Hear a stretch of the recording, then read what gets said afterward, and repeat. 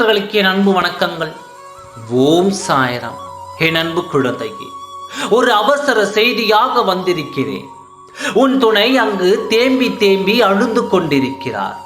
எதனால் என்று தெரிந்து கொள்ள நான் அங்கு சென்றேன். உன் துணை ஒருவரிடம் தேம்பி தேம்பி அழுது கொண்டிருக்கிறார். ஏனென்றால் அது உனக்காகத்தான். அதற்கு என்ன காரணம் என்று நான் சொல்கின்றேன். உன்னோடு வாழ வேண்டும் என்று உனக்காக அவர்கள் இல்லத்தில் சண்டையிட்டு அவர்கள் உறவே வேண்டாம் என்று நீதான் வேண்டும் என்று உன்னை தேடி வரவிருந்தார்.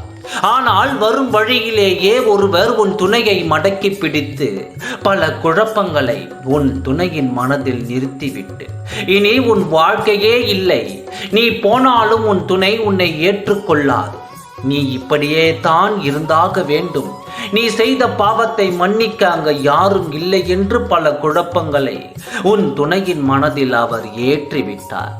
இந்த நேரத்தில் உன் துணை தைரியத்தை இழந்து வேதனையில் தேம்பி தேம்பி அழுகிறார்.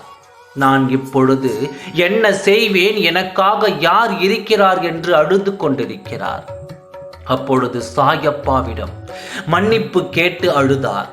நான் இப்பொழுது என் தவறை உணர்ந்து விட்டேன், நான் யாரும் இல்லாத அனாதையாக இருக்கிறேன் என்று உன் துணைக்கு எண்ணம் வந்ததால் தான் உன் அருமை இப்பொழுது புரிந்தது. எத்தனை வேதனை பட்டிருப்பாய். நான் என் உறவே வேண்டாம் என்று வெட்டிவிட்டு வந்தேனே, என் துணை எத்தனை அழுகை அழுதிருப்பார் என்று தன் தவறை உணர்ந்து அழுதார். உன் துணை தவறை உணர்ந்து விட்டார். உன் துணைக்கு இப்பொழுது ஆறுதல் தேவை. என்ன இருந்தாலும் என் குழந்தையின் வாழ்க்கை அது, அதனால் நான் ஆறுதல் கொடுத்தே தீருவேன். உன் துணைக்கு ஒரு பொழுதும் வாழ்க்கையை நான் அமைத்து தரப்போகிறேன்.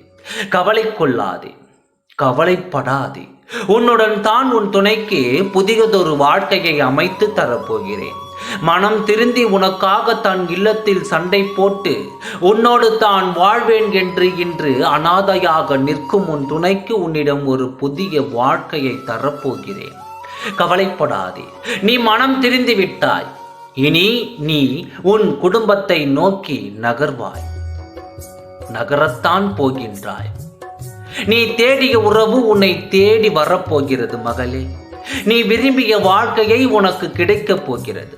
நான் தான் சொன்னேன் அல்லவா, நம்பிக்கையை மட்டும் இழந்து விடாதே என்று. இதுதான் அதற்கு காரணம். ஏனென்றால் உன் எதிர்கால வாழ்க்கை எனக்கு தெரியும். மீண்டும் உன் வாழ்க்கை தொடரும் என்று எனக்கு தெரிந்ததால் தான் நம்பிக்கையை இழந்து விடாதே, தைரியமாக இரு என்று நான் சொல்லிக்கொண்டே இருந்தேன். நம்பிக்கையோடு சந்தோஷமாக இரு, நல்லதே நடக்கும். ஓம் சாய்ராம். நன்றி, வணக்கம்.